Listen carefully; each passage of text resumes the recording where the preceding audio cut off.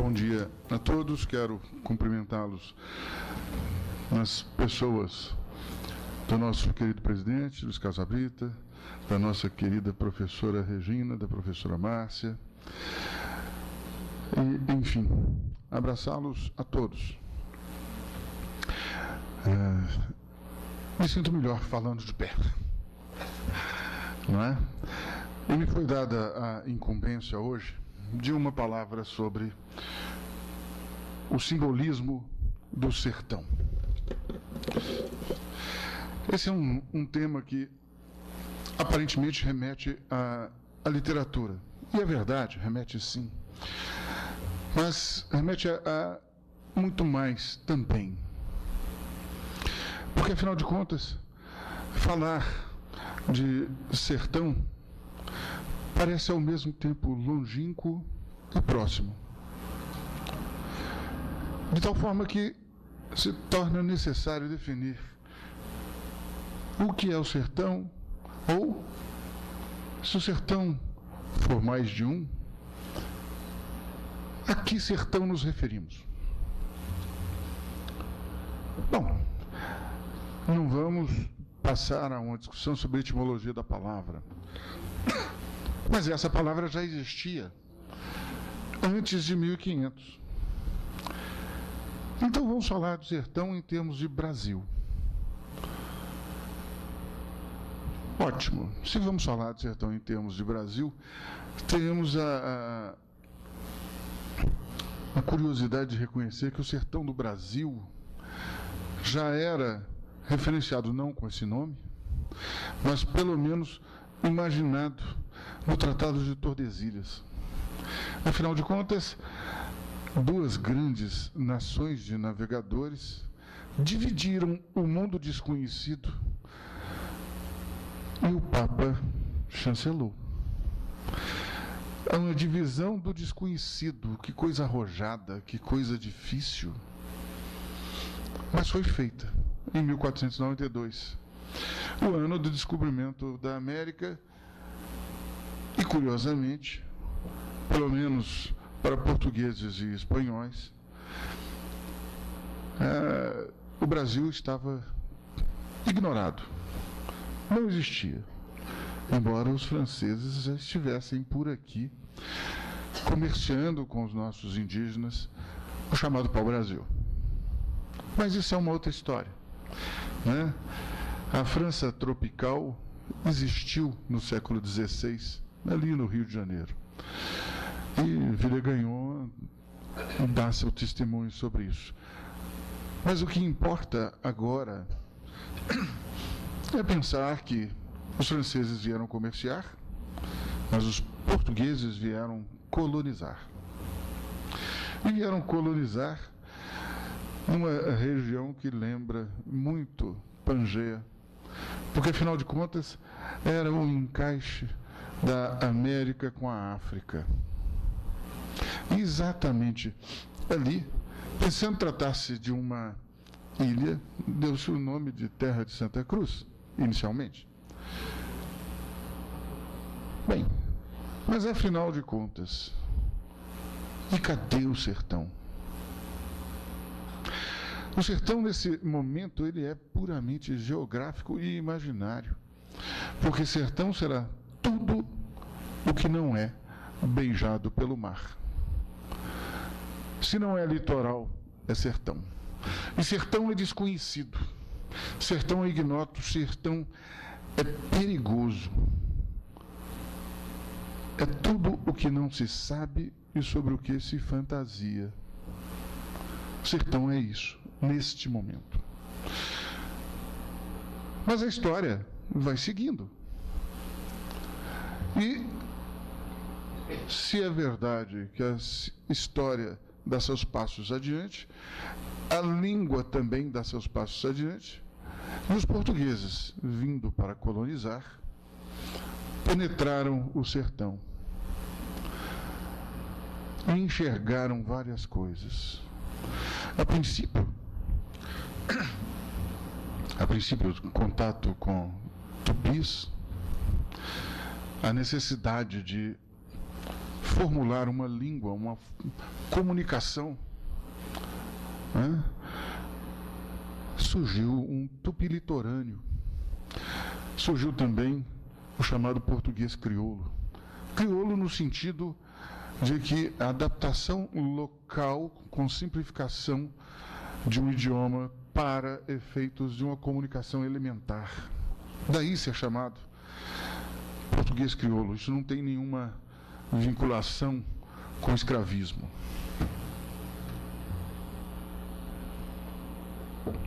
Mas além dos tupis, havia os tupinambás. Mais ao sul, havia os guaranis. E mais ao norte, os cariris, ou os quiriri.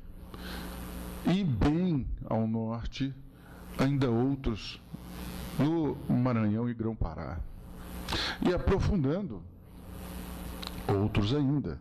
Os aimorés, que de vez em quando davam lá pelo litoral, saídos aqui da região norte de Minas, do Espírito Santo, aquilo que nós chamamos até recentemente de contestado, né? Aquela região toda. E os portugueses descobriram que no sertão, nesse desconhecido, havia não apenas amigos, mas havia também aqueles dispostos ao enfrentamento. E descobriram, para seu horror, cerimônias que não compreenderam.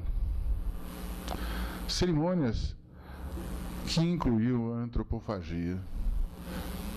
Não o simples canibalismo, não se tratava de uma alimentação corriqueira com carne humana, mas de ritual.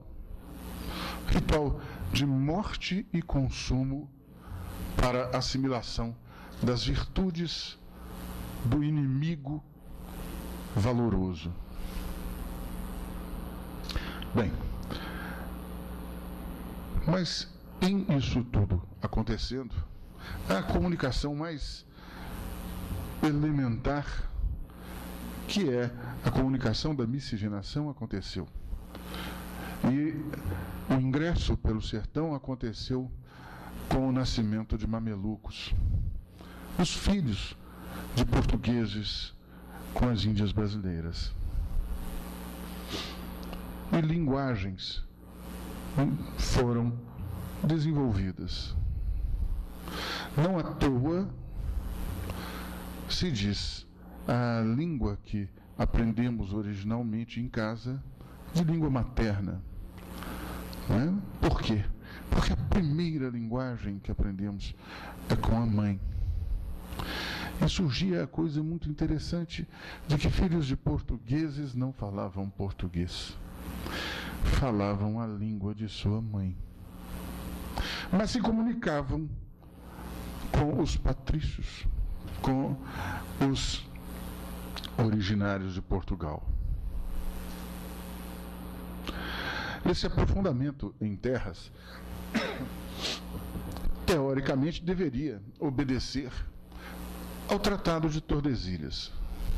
Aquela divisão do mundo, proposta e feita em 1492 e chancelada pelo Papa. Porém,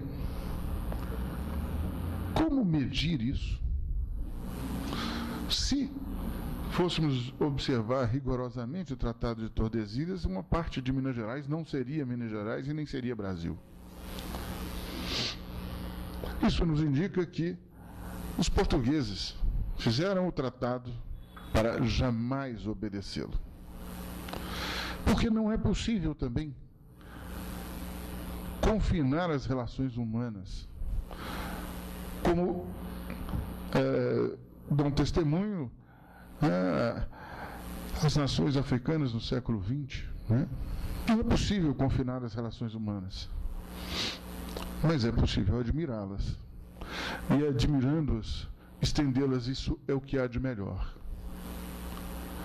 O Tratado de Tordesilhas, solenemente ignorado, foi ultrapassado pela vida. Mas não qualquer vida. A vida naquilo que a princípio era o ignoto, naquilo que a princípio era o desconhecido e o perigoso, no enfrentamento. E aos poucos o Brasil foi deixando de ser litoral. Veio, em algum momento tinha que vir um novo tratado, e veio em 1750, o Tratado de Madrid. E pelo Tratado de Madrid, reformulando a divisão do mundo novo feita em Tordesilhas, teriam Portugal e Espanha de comprovar sua presença no território, para que o território fosse a eles reconhecido. Mas a Espanha tinha uma tremenda desvantagem, porque vindo pelo Pacífico, ela tinha que transpor os Andes. E os portugueses tinham uma grande vantagem. Bastava a eles prosseguir. E prosseguir por tudo o que houvesse. De campos de mato dentro e florestas, de animais indígenas de diversas nações e línguas e enfrentamentos. Mas era seguir. Isso permitiu que o Brasil se expandisse. E se expandisse com algo muito curioso, porque nesses sertões, onde a presença lusa era escassa, reconheceram-se como cidadãos os indígenas, que passaram a integrar a civilização portuguesa por decreto, comunicando-se em línguas gerais com os portugueses, ganharam até, em certos casos, títulos de nobreza. E isso assegurou a posse de grande parte do Brasil atual por Portugal. Isso indica outra característica do sertão. Por quê? Porque o sertão não é apenas o desconhecido. Se assim fosse, diríamos o sertão antártico, diríamos o sertão ártico. Não. O sertão é também, e acima de tudo, posse e pertencimento. Pois, afinal de contas, no relativo deserto demográfico, havia a posse da terra pelos nossos nômades indígenas, que de tempos em tempos, mudando, asseguravam sua posse sobre regiões grandes. Aquela região era daquela nação indígena. Não era o desolamento que alguns possam entender, porque era a posse da nação indígena que ele vivia, das muitas nações indígenas, de muitas línguas diferentes, tantas aparentadas, outras sem qualquer parentesco com nenhuma delas. O sertão era maior do que a imaginação. Mas sendo posse e pertencimento, esse sertão miscigenado ganhou de pouco em pouco várias faces. Não apenas as faces dos indígenas ali situados há tempos imemoriais, mas a face misturada dos portugueses, dos párias entre os portugueses, dos mamelucos, dos negros escravizados e fugidos, dos cafusos, dos crioulos, no sentido de negro escravizado nascido na terra da colônia. Não, tudo foi se misturando. E a liberdade também é um grito do sertão. Porque essa paisagem originalmente indígena vai nascendo, então, da liberdade do índio, que aos poucos vai sendo preado, morto, massacrado, mas vai se misturando com o europeu e com o africano. E a liberdade suprimida se torna também uma aspiração que congrega negros escravizados, índios escravizados ou não, portugueses que não tinham posse e não tinham opção, mamelucos, cafusos, todos. E ganham um nome de combate, o nome de quilombo. O quilombo é formado, às vezes, um nômade, outras vezes incrustado. Em Minas Gerais não era exceção, havia vários quilombos. E os quilombos eram vistos como uma situação de lesa majestade. Porque, afinal de contas, a liberdade significa culto, cultuar, reverenciar. E as religiões, as práticas e as línguas da África eram proibidas. E embora Anchieta tenha desenvolvido uma gramática do tupi, um tupi litorâneo, tupi missionário, e os jesuítas tenham ensinado sua fé aos nossos indígenas em tupi, houve também a época de supressão dessa prática. E os jesuítas foram expulsos. E ensinar a fé em tupi foi proibido. Tudo isso desencadeou consequências, é claro. Porque o que havia de aproximação nas línguas gerais, e foram muitas as línguas gerais, cada uma de uma região, essa aproximação se tornou distanciamento. E a fé, ensinada em tupi, passou a desconhecimento. Coisa triste que aconteceu aqui. Mas, vejam só, o nosso sertão geográfico deixa de ser puro e simples interior. O nosso sertão geográfico, no aparente deserto demográfico, se prova fértil e povoado, sede de posse e de pertencimento, sede de multiplicidade e de vontade de unidade. O sertão povoa o nosso imaginário e, assim acontecendo, haveria de povoar também os nossos primeiros literatos, as ideias dos nossos primeiros literatos.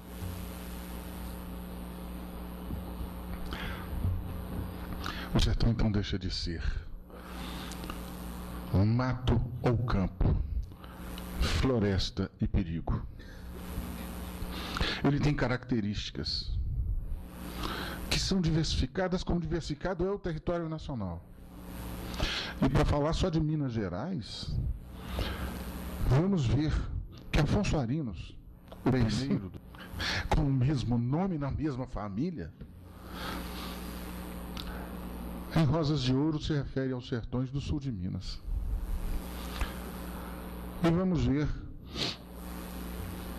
que Guimarães Rosa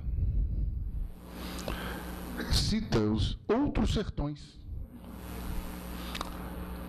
completamente diferentes, um sertão de cerrado, um sertão de valentia, de coronelismo, de vontade impositiva, de uma lei que é a palavra, uma palavra dita, pronunciada, mas não necessariamente escrita. E é um sertão de amores, e de amores mesmo os que se aparentam proibidos. mas que não serão contidos.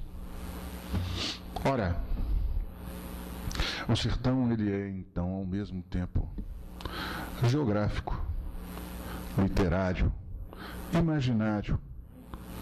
Dentro do literário ele é prosa e é verso. Ele é social, ele é antropológico, ele é quilombola. O sertão é múltiplo, tão múltiplo e tão diverso, que nós, curiosamente, ainda conseguimos sustentar a sua ideia numa única palavra, que não deve ser a vida como reducionista, e deve ser pronunciada sempre no plural. Por quê? Porque o sertão não é único. Há um sertão no meu coração. E há muitos sertões porque nós somos muitos. E se é assim, se o sertão está para o mundo como uma redução desse próprio mundo e, portanto, ele é universal, embora plural, ele não estará na solidão de cada um. O sertão não é solidão, o sertão é coletividade. O sertão está em mim e está em cada um. Está no recolhimento de cada um de nós. É um momento de silêncio, é um momento de concentração. É um momento de sair da cidade, de ganhar o meio rural e de se sentir livre, afinal. E pretendendo que seja síntese, peguei aqui alguns versos que a doutora Beatriz me cedeu gentilmente, de um poeminha que ela escreveu chamado Sertão em Mim. Me permite, doutora? Então escreveu: o sertão está em mim, nos momentos de solidão, quando é melhor pensar que agir, despedir de tudo e abraçar. O sertão está na língua embolada, difícil de tratar, ouvir e dizer, que utilizo para comunicar, e outro sertanejo compreender. E o que digo em línguas gerais, a metrópole elimina da catequese. Que aprenda sua fé afastado da minha, e seja seu Deus o que em luso se diz.